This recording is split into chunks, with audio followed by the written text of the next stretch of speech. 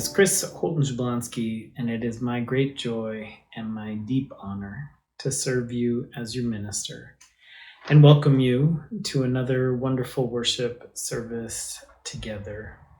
Lots going on in the life of the church. So before we get going, wanted to lift up just a couple things. Our Vespers services are in full flourish. They've been really wonderful and great opportunities to connect and slow down and listen. Beautiful music each time, a different combination of either Ian or Simon, along with one of our soloists from the choir. Beautiful, beautiful music. And then some poetry and a lot of silence. They've been really lovely. So you can sign up for them in advance. There's a lot of space, and so you can be very distanced from folks in the sanctuary. We've capped them about 50 people, so less than half capacity. And usually there's been anywhere between 4 and 20 people. So there's a lot of space between. So it's very COVID safe, COVID friendly.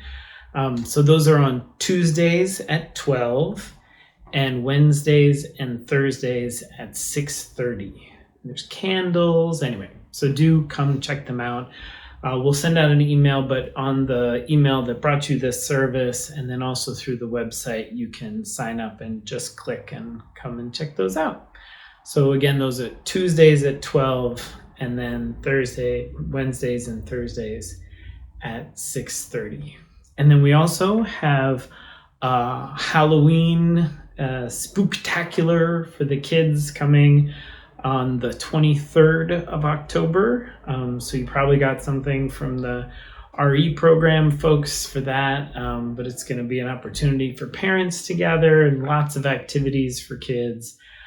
So do please come bring your kids to that. And then we have our very next outdoor extravaganza coming on November 7th. So do please come to that on the green again, weather permitting, and we'll send out a notification if the weather is not going to be okay for us to gather by a few hours beforehand. So we'll do an all church blast that morning by 7 o'clock if we're going to be rescheduling for the following week. But so that's November 7th. And the last thing is we have our next installation of our Day of Remembrance service. We will send out last year's version, but along with your worship committee and Parish Dobson and Janet Amphlett, we're inviting everybody to make altars for people that they've lost, even just pictures or a couple things that people loved, and take a picture of that, and you can email it to me or a Parish or Janet, and we'll put them all in the service that gets released on the 31st. So again, this is the Day of Remembrance, a time of remembering and celebrating our beloved dead, and we're inviting you to create an altar with pictures and items. You can make a couple if you want to do different ones for different people, but please get them to us by the Wednesday before the 31st.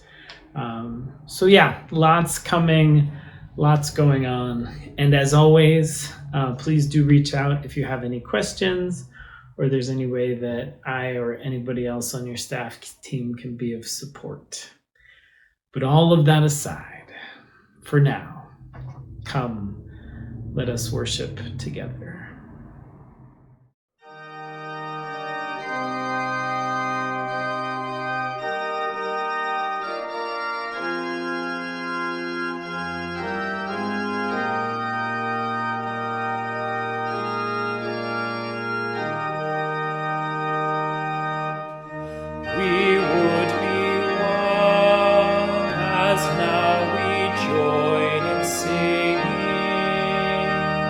Our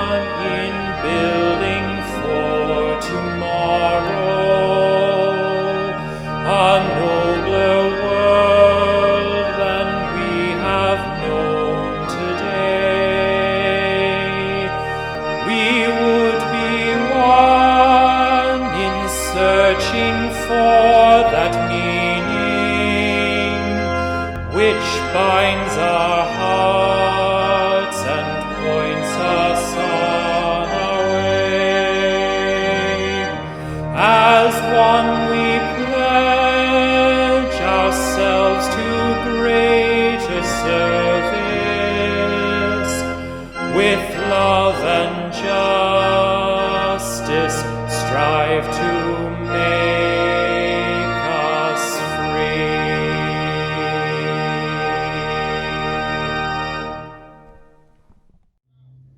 This is called Another Direction. It's by Sandra Fees. The moment comes when a choice arises, a holy moment. A decision must be made. Do I remain as I am, or do I risk inching, leaping, flowing in another direction? Do I risk what I think I already know and already am? Do I forfeit my security for the possibility that a simple shift may alter the course of my life, even perhaps the life of another? I long to let go of all that restrains me so that I might pursue the impossible and surmount the insurmountable. To let go of anger, to let go of the need to be in control, to forgive a friend, to forgive myself, to refuse what thwarts my spirit, to refuse what limits my mind, to surrender to what will come, to surrender to this holy moment I have let slip away for too long.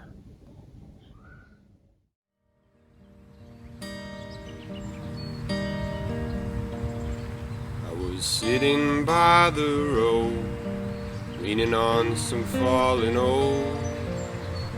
I had closed my eyes and dreams were starting to evoke some memory.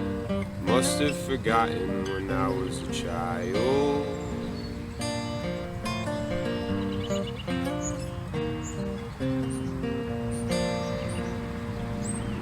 My late sister Agatha had gathered berries in a cup, whittled in the shade when she sashayed my way and couldn't contain her smile and said, I got you these berries.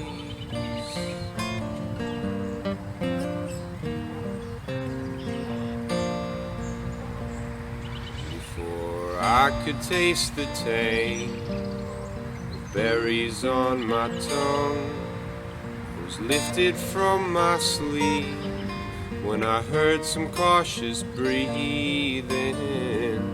Had to have been a foot or two from me.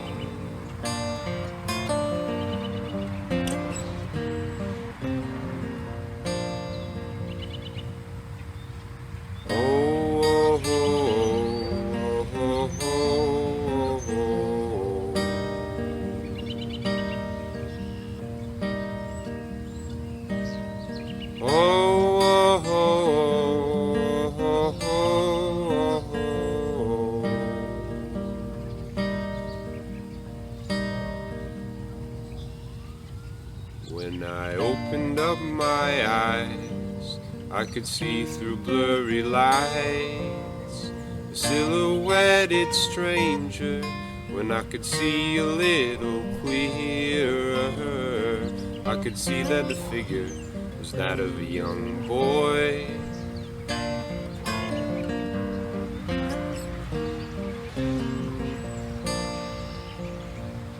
So we chatted for a while, learned about each other's lives. When I asked him why he left his home, his tears flowed so naturally, it overwhelmed me, and I shed a tear too.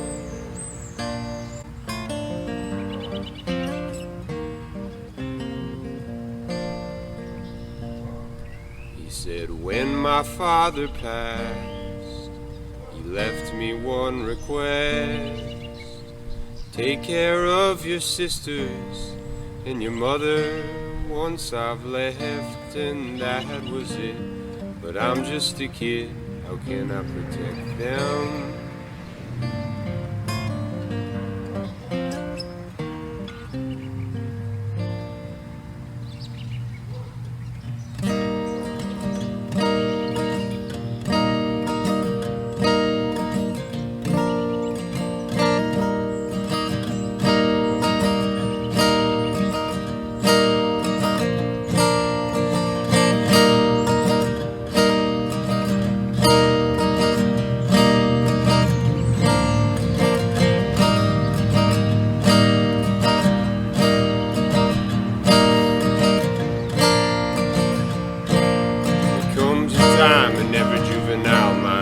Thoughts are fine and all the membranes realign. It ain't the same for everyone. Some hit it young, some hit it later on. Boy, you'll know that you're a man when you're willing to give your life for anyone. Enemies are closest foe. Just let it go, just let yourself go.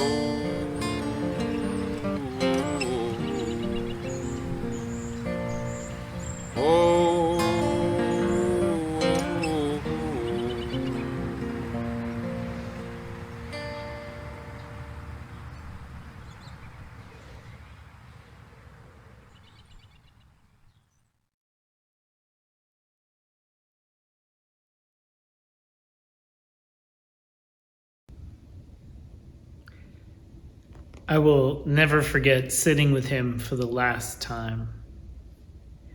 Jim Sugarman, who along with his wife Eleanor had been here at the church for so long. I came to bless him as he prepared to die.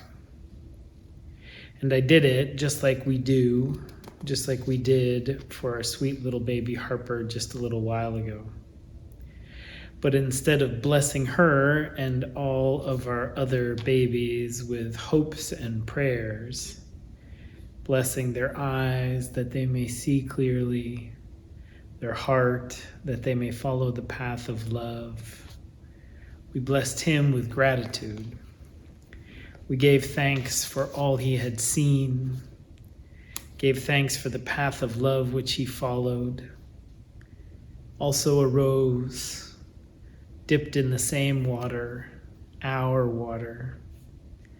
And once he was blessed with his beloved and his brother and one of his sons there, his grandson came up onto the hospital bed. He leaned into his grandpa and sat there with the calm and grace of 1,000 Buddhas. This same baby who was just bouncing and frolicking a moment ago, leaning on his grandpa with so much peace. It was a beautiful thing. The whole circle of life, this little one just starting their path, Jim coming to the end of his. I miss him. Many of you had more years with him, but he was a singular and precious soul. And grieving has been so complex in this strange time. But this is part of what we are here for. We are built. Spiritual community is built for the hard parts. Yes, the beautiful and the sublime as well. The connected and the peaceful, the wise and the wonderful, but especially this path before us is built for the hard parts.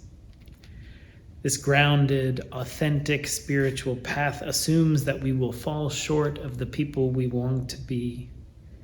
It assumes that we will be stretched past the breaking, brought to our limits, and then, especially then, we reach out to one another, to the deepest truths of our beings, to what sustains and holds us.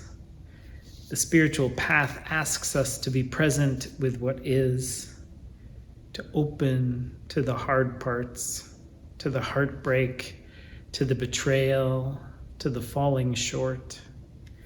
The spiritual path calls us to see where we have wronged people, to slow down enough to see the consequences of our actions, and when we see that we have fallen short, to seek forgiveness.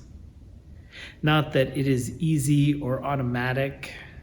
My beloved friend and colleague, my wife, the Reverend Lauren Smith, wrote these words long ago. Psychologist Michael McCullough writes about human behavior from the perspective of evolutionary biology. In an evolutionary context, he says, there is value in seeking domination over those who would destroy us. He says history isn't kind to doormats. As people of faith, our purpose is never to dominate others, but we need to stand up resolutely to those who would wish to do harm. McCullough says we have also evolved the capacity for forgiveness. Humanity has survived and thrived these many years because we have found ways to live together, to advance together, which means that we have found ways to reconcile after violation. Pumla Gobodo Madikizela participated as a witness in the truth and reconciliation process in South Africa after apartheid fell. She had the terrible job of listening to the testimony of a man whose nickname was the Assassin, a man named Eugene de Kock, who had killed hundreds of people, a brutal person. During the Truth and Reconciliation process, several of the widows of the men he had killed forgave him. Gobodo Madikizela wanted to meet this man. She wanted to find out if he was worthy of the widow's forgiveness. When she spoke to de Kock one-on-one, he seemed very distressed. He broke down. He said he wished he could bring back the husbands whose lives he had ended. He trembled. He was so distraught that without thinking, she reached out and touched his hand. It was a natural human response to the suffering of another human being, but the act horrified her. Her instinctive compassion for de Kock felt like a betrayal for the people who had suffered most. She had nightmares that evening. The next day, she was unable to move the arm that had touched him. Lauren concluded, I don't know whether de Kock deserved the kind gesture. I don't know whether his regret was sincere. It is good that he went to prison for his crimes. But I celebrate the fact that apartheid did not destroy the humanity and spirit of Pumla Gobodo Madikizela. Her humanity, her natural impulse to connection and love was able to survive. In the long run, these are among the qualities that will save us all. Last week in our Vespers service, we shared the poem Our True Heritage by Buddhist teacher Thich Nhat Hanh.